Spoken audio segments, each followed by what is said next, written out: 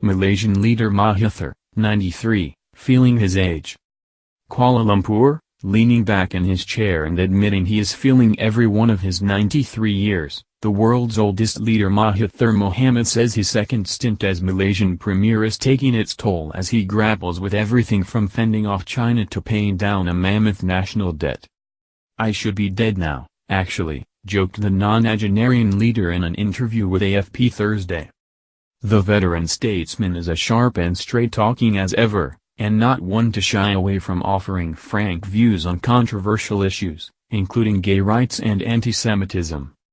But it's not been an easy ride for Mahathir, who has suffered increasing health problems in recent years, since his ramshackle alliance won a shock victory at May elections and toppled the corruption-plagued regime of Najib Razak. Since then, a host of former leaders have been arrested for corruption, many linked to the novel-worthy political saga around Sovereign Wealth Fund 1MDB, in which billions of dollars were allegedly looted in a fraud stretching from Singapore to Switzerland. Aside from the crackdown on corruption, Mahathir is seeking to pay off a US $250 billion national debt, and has cancelled a string of costly China-backed mega-projects, risking the ire of the world's #2 economy. On top of that, his own coalition is an uneasy alliance. It was cobbled together as a means of ousting Najib and is packed with politicians who once vehemently opposed him, including former nemesis Anwar Ibrahim, now the presumptive successor to the premiership. "It is exhausting," conceded Mahathir. "This time around I have to do more work than the first time I became prime minister. The whole government machinery has been destroyed almost." Shock victory. Mahathir's victory took almost everyone, including his own alliance, by surprise, and amounted to a political earthquake that ousted the Barisan Nasional now, BN, coalition after 6 decades in power. After years of graft scandals and divisive racial politics in the multi-ethnic country, voters finally had enough of BN, with the 1MDB scandal the tipping point for many. Najib's fall from grace has been swift. He and his luxury-loving wife Rosma Mansur have been arrested. Najib has now been hit with a total of 38 corruption charges, and both are likely facing long jail terms. A stash of cash, jewelry and hundreds of designer handbags worth over $270 million was seized from properties linked to the pair. Other figures aligned with the previous government, from the central bank chief to the attorney general, have left their positions, and Mahathir and his team are scrambling to fill big holes in the administration.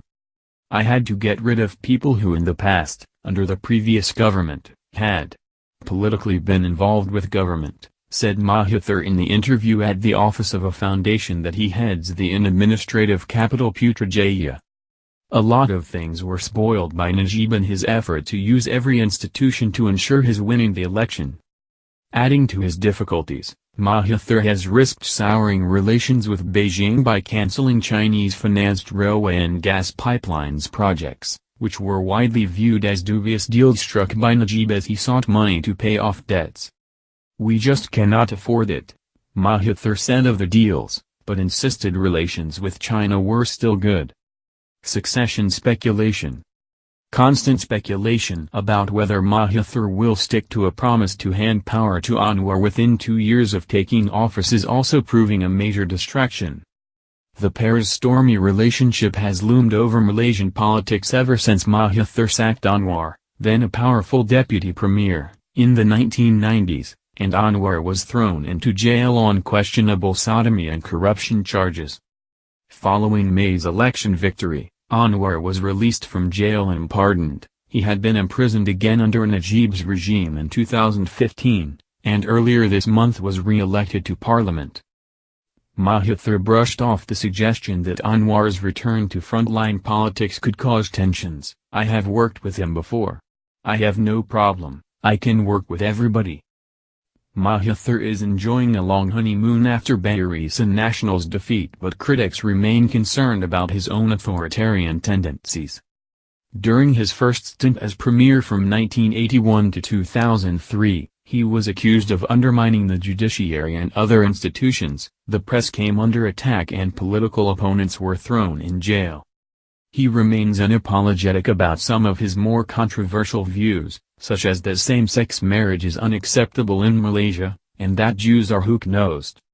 But as age catches up with him, Mahathir admitted he will have no choice but to relinquish power.